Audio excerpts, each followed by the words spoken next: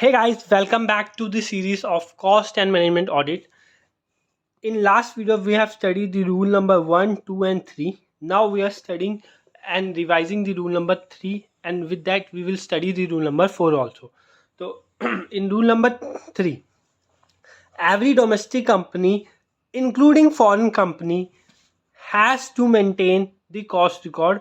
लेकिन कब? जब वो engage होंगी in the production of goods and services specified in वो गुड्स एंड सर्विसेज कहाँ स्पेसिफाइड है? Specified in table number A जो कि रेगुलेटरी या रेगुलेटेड सेक्टर्स बोलते हैं, and table number B which is non regulated sectors या नॉन रेगुलेटरी सेक्टर. तो इसमें अगर इस के प्रोडक्शन में, इस गुड्स एंड सर्विसेज के प्रोडक्शन में वो एंगेज है तो उसको कॉस्ट रिकॉर्ड जो है प्रिपेयर करना पड़ेगा, मेंटेन करना पड़ेगा. ठीक है. फॉरेन कंपनी की डेफिनेशन कहाँ दी है? सेक्शन 2 सब सेक्शन 42 के अंदर दी है, कंपनीज एक्ट के अंदर. फिर यहाँ पे एक मॉनिटरी थ्रेशोल्ड लिमिट है, वहाँ पे बोला गया है कि overall turnover from all products and services during the immediate preceding financial year is 35 crore और मोर. तो 35 करोड़ और मोर है तो वो क्या कहते हैं, आपको कॉस्ट रिकॉर्ड्स मेंटेन करने पड़ेंगे. लेकिन इसमें दो जगह आपको एग्जाम्पशन मिल गई है. कितनी जगह एग्जाम्पशन मिली है? मेरे साथ कमेंट बॉक्स में बोलना. 2 जगह एग्जाम्पशन मिली है. क्या एग्जाम्पशन मिली है मैं आपको शो कर देता हूँ, आप कमेंट बॉक्स में कमेंट करके बताना कि क्या एग्जाम्पशन मिली है, किसको मिली है. तो फॉरेन कंपनीज को मिली है जो कि ओनली इन लाइसेंस ऑफिस है जिसका. ठीक है. कैटेगरी नंबर 33 के अंदर, कैटेगरी नंबर 33 किस बारे में बात करती है? प्लीज़ कमेंट बॉक्स में कमेंट करके बताओ ना कि कैटेगरी नंबर 33 किस बारे में बात करती है. ठीक है. और ये टेबल नंबर, कौन सी टेबल नंबर कैटेगरी की बात कर रहा हूँ मैं, ये भी कमेंट बॉक्स में कमेंट करके बताओ. और वीडियो कैसी लग रही है आप प्लीज़ कमेंट बॉक्स में कमेंट करके बताओ, तभी मज़ा आएगा. फिर उसके बाद फिर माइक्रो इंटरप्राइजेस और स्मॉल इंटरप्राइजेस भी इसमें कवर नहीं है. मतलब भाई मीडियम इंटरप्राइजेस का क्या होगा? मीडियम इंटरप्राइजेस के बारे में यहाँ पे इंक्लूड कर दिया गया है. तो रूल नंबर 3 जो है मीडियम इंटरप्राइजेस के अंदर, मतलब वो जो है कॉस्ट रिकॉर्ड मेंटेन करेंगे मीडियम इंटरप्राइज होंगे. अगर माइक्रो स्मॉल होंगे तो वो नहीं करेंगे, जो कि डिफाइन है under the act MSMED act 2006. MSMED की फुल फॉर्म क्या होती है मेरे को प्लीज़ कमेंट बॉक्स में कमेंट करके बताओ. तो फुल फॉर्म अगर कमेंट करके बताओगे, ठीक है, हम गिव अवे निकालेंगे जिसमें क्या कहते हैं जो बच्चा सेलेक्ट होगा उसको मैं ये नोट्स फ्री ऑफ कॉस्ट उसके घर पहुंचा दूंगा. फिर उसके बारे में बात करते हैं हम आगे.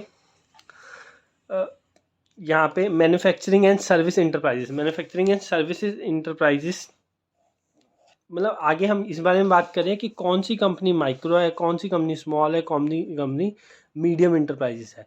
तो यहाँ पे एक कैटेगरी दे दी गई है. अगर कोई मैन्युफैक्चरिंग एंड सर्विस इंटरप्राइजेस है जिसकी इन्वेस्टमेंट लेस देन 1 करोड़ है प्लस साथ ही साथ टर्नओवर लेस देन 5 करोड़ है तो वो माइक्रो कैटेगरी में आ गई.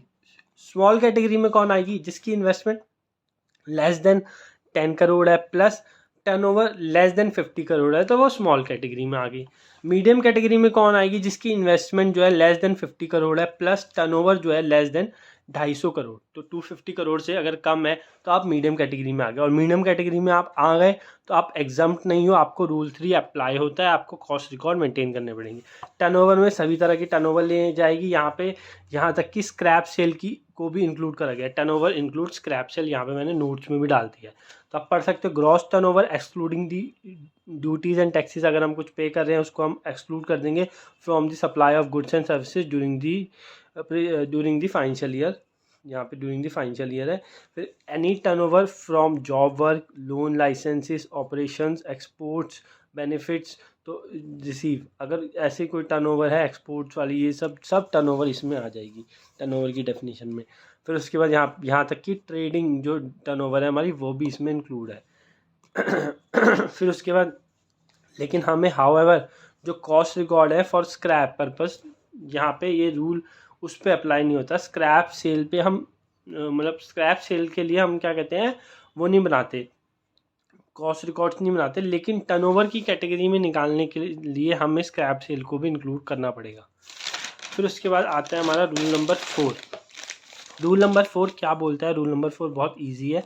उससे पहले मैं आपको बताऊंगा कंपनीज को 2 सेक्टर्स में बांट दिया गया है, regulated sectors and non regulatory sectors. ठीक है. रेगुलेटरी सेक्टर्स में 6 categories of items of goods आते हैं. सबसे पहला आता है आपका टेलीकॉम, दूसरा आता है इलेक्ट्रिसिटी, तीसरा आता है पेट्रोलियम, चौथा आता है ड्रग्स एंड फार्मास्यूटिकल, पांचवा आता है फर्टिलाइज़र एंड छठा आता है आपके शुगर्स इंडस्ट्रीज एंड अल्कोहल। ठीक है, तो रेगुलेटरी सेक्टर्स में आपकी 6 कैटेगरीज ऑफ प्रोडक्ट्स हैं। उसके बाद बाकी जो 33 कैटेगरीज हैं वो आपकी नॉन रेगुलेटरी में आ जाती है, जिसमें से मैंने कुछ नाम यहाँ पे लिख दिए हैं, स्टील, सीमेंट, ये सब तो आप पढ़ सकते हैं। आपकी बुक्स में भी लिखा हुआ है तो आप वहाँ भी जाके पढ़ सकते हैं। अगर रीडिंग ही करनी है तो मैं इस वीडियो को लेंथी बना दूंगा, इसलिए मैं रीडिंग यहाँ पे नहीं करूँगा। मेनली आपको ये 6 कैटेगरीज ऑफ रेगुलेटरी सेक्टर्स याद होनी चाहिए। इसकी कोई मेमोरी ट्रिक आप खुद बना सकते हैं, अगर आपके पास है तो आप कमेंट बॉक्स में बताएं, वरना मैं नेक्स्ट वीडियो में आपको एक छोटी सी मेमोरी ट्रिक दे दूंगा इन 6 कैटेगरीज को याद करने के लिए। वैसे telecom, electricity, petroleum, drugs, fertiliser and sugar. ठीक है, तो मेरे पास 6 कंपनीज हैं जो कि telecom, electricity, petroleum, drugs, fertiliser, sugar. या फिर आप ऐसे बोल सकते हो DFS एक कंपनी है, ठीक है, जिसमें आप वो टेलीकॉम में काम करती है, इलेक्ट्रिसिटी में काम करती है, पेट्रोलियम प्रोडक्ट्स में बात करती है। तो ये हमारा हो गया DFS, drugs, fertiliser and sugar. ठीक है, DFS एक कंपनी है जो कि टेलीकॉम, इलेक्ट्रिसिटी, पेट्रोलियम में काम करती है। तो ये एक मेमोरी ट्रिक हो गई। ऐसे आप भी बना सकते हैं। आपको अगर अच्छी इससे बेटर आती है तो आप मेरे को प्लीज़ कमेंट बॉक्स में कमेंट करके बताएं। फिर उसके बाद हम बात करते हैं रूल नंबर 4 की। रूल नंबर 4 बोलता है अगर आप रेगुलेटरी सेक्टर हो और आपकी turnover, overall turnover, annual turnover 50 crore या फिर 50 करोड़ से ज़्यादा है, 50 करोड़ या फिर 50 करोड़ से ज़्यादा है, प्लस साथ ही साथ इंडिविजुअल प्रोडक्ट्स मतलब कि table A and table B दोनों के कैटेगरी प्रोडक्ट्स को मिला के आपका individual products and services more than क्या है, मोर देन 25 करोड़ है, तो आपको टेबल ए प्रोडक्ट्स मतलब कि रेगुलेटरी सेक्टर प्रोडक्ट्स की कॉस्ट ऑडिट करवानी पड़ेगी।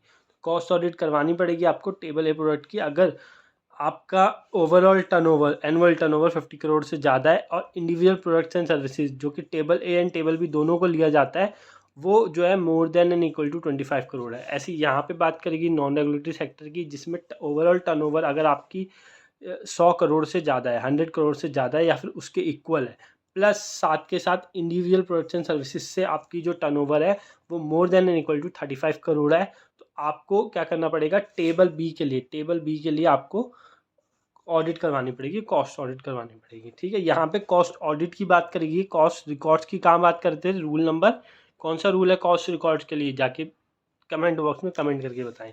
फिर उसके बाद फॉलोइंग कंपनीज आर एग्जाम, तो कौन कौन सी कंपनीज, 3 कैटेगरीज ऑफ कंपनीज को एग्जाम कर दिया गया है कॉस्ट ऑडिट से बाहर कर दिया गया, कॉस्ट ऑडिट के दायरे से बाहर कर दिया गया।